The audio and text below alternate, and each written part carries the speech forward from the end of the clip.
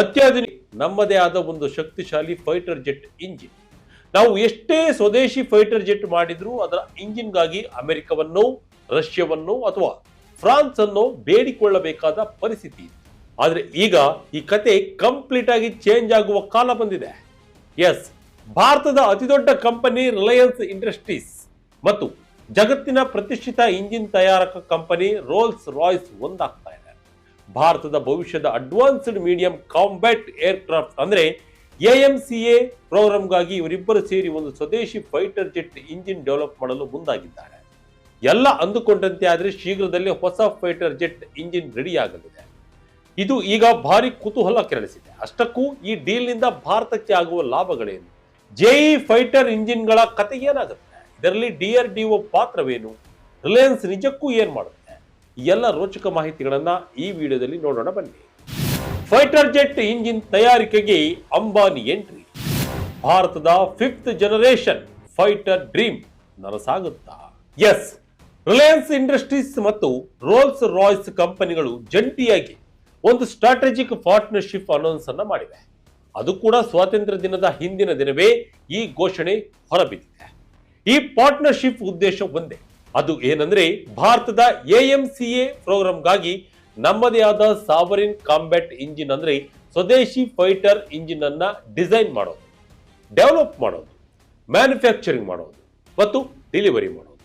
ಇದಕ್ಕಾಗಿಯೇ ಈ ಎರಡು ಕಂಪನಿಗಳು ಸೇರಿ ಭಾರತದಲ್ಲೇ ಒಂದು dedicated aerospace gas turbine complex ಸ್ಥಾಪನೆ ಮಾಡಲು ಪ್ಲಾನ್ ಮಾಡಿದೆ. ಈ ಕಾಂಪ್ಲೆಕ್ಸ್ ಬರೀ ಇಂಜಿನ್ ಮ್ಯಾನುಫ್ಯಾಕ್ಚರಿಂಗ್ ಮಾಡುವುದಿಲ್ಲ, ಬದಲಾಗಿ ಡಿಸೈನ್ ನಿಂದ ಹಿಡಿದು ಟೆಸ್ಟಿಂಗ್, ಪ್ರೊಡಕ್ಷನ್ ಮತ್ತು ಲಾಂಗ್ ಟರ್ಮ್ ಸಪೋರ್ಟ್, ಹೀಗೆ ಎಂಡ್ ಟು ಎಂಡ್ ಕೆಪಾಸಿಟಿಯನ್ನ ಭಾರತದಲ್ಲೇ ಕಟ್ಟುವ ಉದ್ದೇಶ ಹೊಂದಿದೆ. ಈ ಬಗ್ಗೆ ಮಾತನಾಡಿರುವ ರಿಲಯನ್ಸ್ ಇಂಡಸ್ಟ್ರೀಸ್ ನ ಎಕ್ಸಿಕ್ಯೂಟಿವ್ ಡೈರೆಕ್ಟರ್ ಅನಂತ್ ಅಂಬಾನಿ, ಭಾರತದ ಸ್ಟ್ರಾಟಜಿಕ್ ಆಟೋನಮಿ ಅಂದ್ರೆ ಯುದ್ಧ ತಂತ್ರದ ಸ್ವಾಯತ್ತತೆಗೆ ಇಂತಹ ಕ್ರಿಟಿಕಲ್ ಟೆಕ್ನಾಲಜಿಗಳು ನಮ್ಮಲ್ಲೇ ಇರೋದು ಬಹಳ ಮುಖ್ಯ. ರೋಲ್ಸ್ ರಾಯ್ಸ್ ನ ಅಡ್ವಾನ್ಸ್ಡ್ ಪ್ರೊಪಲ್ಷನ್ ಎಕ್ಸ್ಪರ್ಟೈಸ್ ಜೊತೆಗೆ ರಿಲಯನ್ಸ್ ನ ಟೆಕ್ನಾಲಜಿ, ಮ್ಯಾನುಫ್ಯಾಕ್ಚರಿಂಗ್ ಸ್ಕೇಲ್ ಸೇರಿದಾಗ ಭಾರತದ ಗ್ಲೋಬಲ್ ಲೆವೆಲ್ ಅಲ್ಲಿ ಕಾಂಪಿಟೇಟಿವ್ ಆಗಲಿದೆ ಅಂತ ಹೇಳಿದ್ದಾರೆ. ಅದೇ ರೀತಿ ರೋಲ್ಸ್ ರಾಯ್ CEO ತುಫಾನ್ ಎರ್ಗಿನ್ ಬಿಲ್ಗಿ ಕೂಡ ತಮ್ಮ 100 ವರ್ಷಗಳ ಇಂಜಿನಿಯರಿಂಗ್ ಹೆರಿಟೇಜ್ ಜೊತೆಗೆ ರಿಲಯನ್ಸ್ ನ ಇಂಡಸ್ಟ್ರಿಯಲ್ ಲೀಡರ್ಶಿಪ್ ಸೇರುತ್ತಿರುವುದು ಭಾರತದ ಏರೋಸ್ಪೇಸ್ ಎಕೋಸಿಸ್ಟಮ್ ಅನ್ನ ಇನ್ನಷ್ಟು ಬಲಿಷ್ಠ ಮಾಡಲಿದೆ ಎಂದಿದ್ದಾರೆ. ಇದೇನ್ ರಾತ್ರೋರಾತ್ರಿಯಾದ ಮ್ಯಾಜಿಕ್ ಅಲ್ಲ. ಹಾಗಾದ್ರೆ GE ಇಂಜಿನ್ಗಳ ಕಥೆ ಏನು? ನೋಡಿ ಫ್ರೆಂಡ್ಸ್, ರಿಲಯನ್ಸ್ ಮತ್ತು ರೋಲ್ಸ್ ರಾಯ್ಸ್ ಒಪ್ಪಂದ ಮಾಡಿಕೊಂಡ ತಕ್ಷಣ ಫೈಟರ್ ಇಂಜಿನ್ ಕಾಂಟ್ರಾಕ್ಟ್ ಇವರಿಗೆ ಸಿಕ್ಕೇ ಬಿಡ್ತು, ನಾಳೆಯೇ ಇಂಜಿನ್ ರೆಡಿ ಆಗುತ್ತೆ ಅಂತ ಅನ್ಕೊಳ್ಳೋಕೆ ಆಗಲ್ಲ. ಇಲ್ಲಿ ನಾವು AMCA ಟೈಮ್ ಲೈನ್ ಅನ್ನ ಕ್ಲಿಯರ್ ಆಗಿ ಅರ್ಥ ಮಾಡ್ಕೊಳ್ಬೇಕು. AMCA ಪ್ರೋಗ್ರಾಂನಲ್ಲಿ ಬೇರೆ ಬೇರೆ ಸ್ಟೇಜ್ಗಳಿವೆ. ಮೊದಲನೇದು AMCA ಫೋಟೋ ಟೈಪ್ಸ್. ಸುಮಾರು 15,000 ಕೋಟಿ ರೂಪಾಯಿ ವೆಚ್ಚದ ಈ ಪ್ರೋಗ್ರಾಂನ ಮೊದಲ 5 ಪ್ರೋಟೋಟೈಪ್ಗಳಿಗೆ ಅಮೆರಿಕದ ಪ್ರೂವನ್ ಇಂಜಿನ್ ಆಗಿರುವ JE F414 ಇಂಜಿನ್ಗಳನ್ನೇ ಬಳಸಲಾಗುತ್ತೆ. ಆಮೇಲೆ ಬರೋದು AMCA Mark 1. ಇದಕ್ಕೂ ಕೂಡ ಭಾರತದಲ್ಲೇ ತಯಾರಾಗುವ GE F414 ಇಂಜಿನ್ಗಳೇ ಬಳಕೆಯಾಗಲಿವೆ.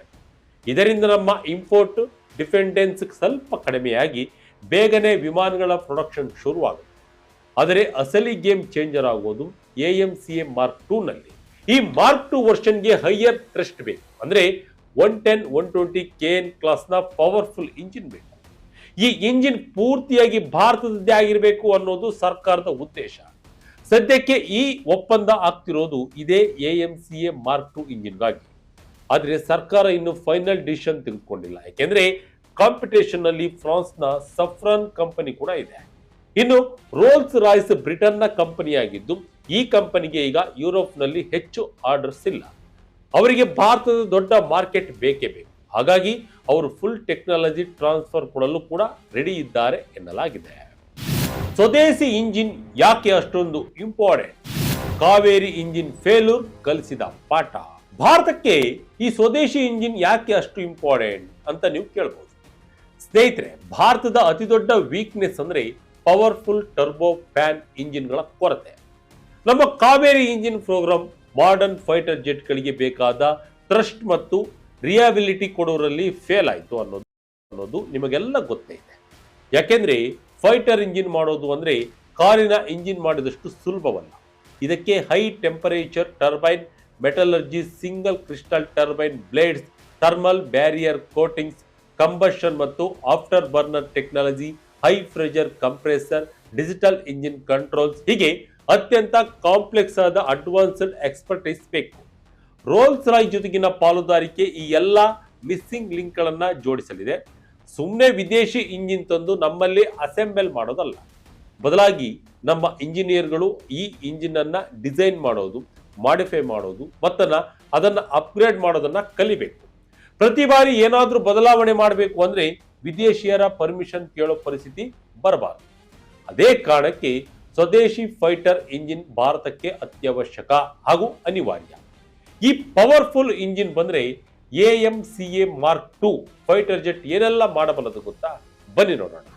Best take off performance ಇರುತ್ತೆ, ಅತಿ ಹೆಚ್ಚು ಶಸ್ತ್ರಾಸ್ತ್ರಗಳು ಮತ್ತು ಇಂಧನಗಳನ್ನ ಹೊತ್ತೊಯ್ಯುವ ಸಾಮರ್ಥ್ಯ ಫೈಟರ್ ಜೆಟ್ಗೆ ಸಿಗುತ್ತೆ. ಸೂಪರ್ ಕ್ರೂಸ್ ಕೆಪಾಸಿಟಿ ಎನೇಬಲ್ ಆಗುತ್ತೆ. ಎಲೆಕ್ಟ್ರಾನಿಕ್ ವಾರ್ಫೇರ್ ಮತ್ತು ಪವರ್ ಜನರೇಷನ್ಗೆ ಬೇಕಾದ ಶಕ್ತಿ ದೊರೆಯುತ್ತೆ.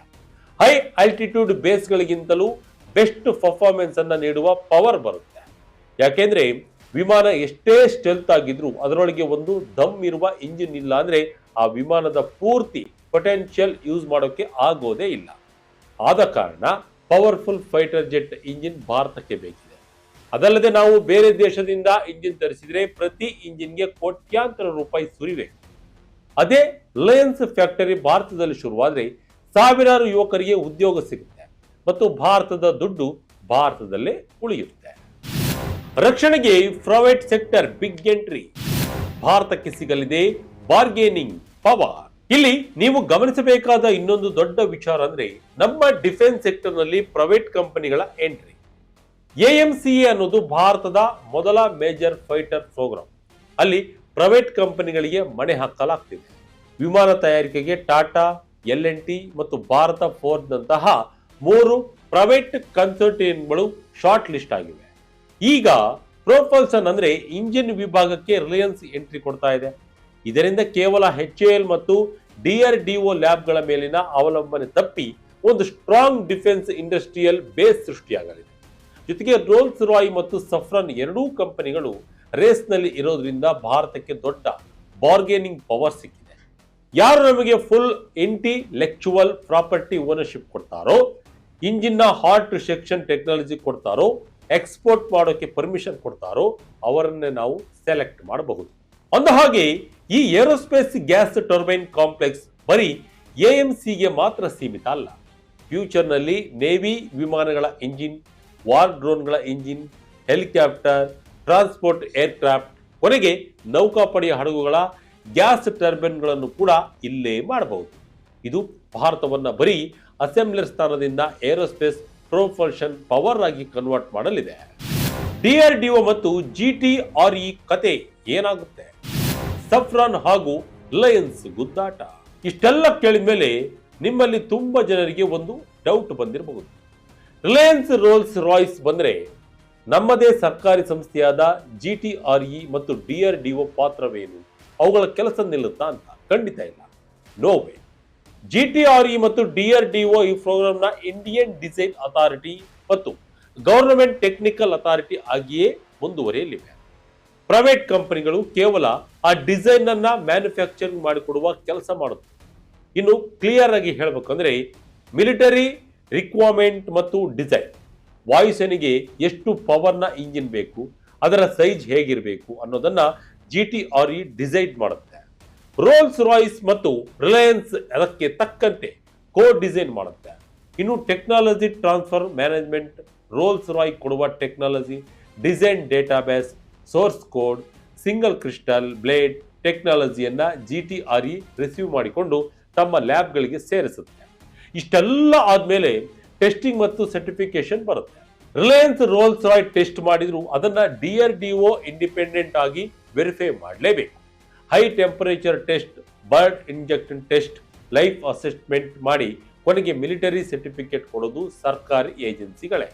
ಆದ್ರಿಂದ ಯಾರೇ ಬಂದ್ರು GTRE ಹಾಗೂ DRDO ಇದ್ದೇ ಇರ್ತವೆ.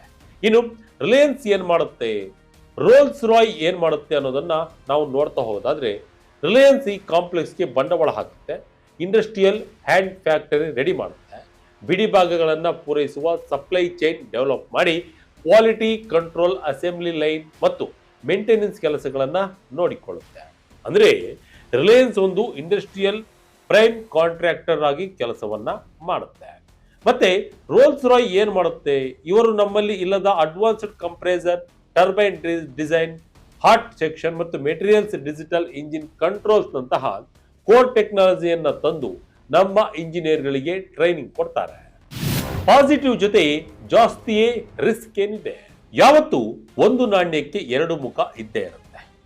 ಈ ಡೀಲ್ ನಲ್ಲೂ ಕೆಲವು ಡೇಂಜರಸ್ ಅಥವಾ ರಿಸ್ಕ್ ಫ್ಯಾಕ್ಟರ್ಗಳಿವೆ. ಅದರಲ್ಲಿ ಮೊದಲನೇ ರಿಸ್ಕ್ ಬಂದ್ಬಿಟ್ಟು ಟೆಕ್ನಾಲಜಿ ಟ್ರಾನ್ಸ್ಫರ್ ಮೋಸ. ವಿದೇಶಿ ಕಂಪನಿಗಳು ಯಾವತ್ತೂ ತಮ್ಮ ಅತಿ ಸೆನ್ಸಿಟಿವ್ ಹಾಟ್ ಸೆಕ್ಷನ್ ಟೆಕ್ನಾಲಜಿಯನ್ನ ಬಿಟ್ಟುಕೊಡಲ್ಲ. ಬರೀ ಅಸೆಂಬ್ಲಿ ಮಾಡೋಕೆ ಕೊಟ್ರೆ ನಮಗೆ ಯಾವುದೇ ಉಪಯೋಗವಿಲ್ಲ.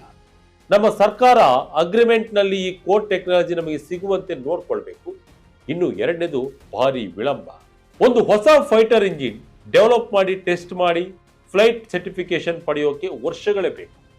ಒಂದು ವೇಳೆ ಇದು ಡಿಲೇ ಆದರೆ ನಮ್ಮ AMCA Mark II ಪ್ರೋಗ್ರಾಮ್ ಕೂಡ ಲೇಟ್ ಆಗಿ ಹೋಗುತ್ತೆ.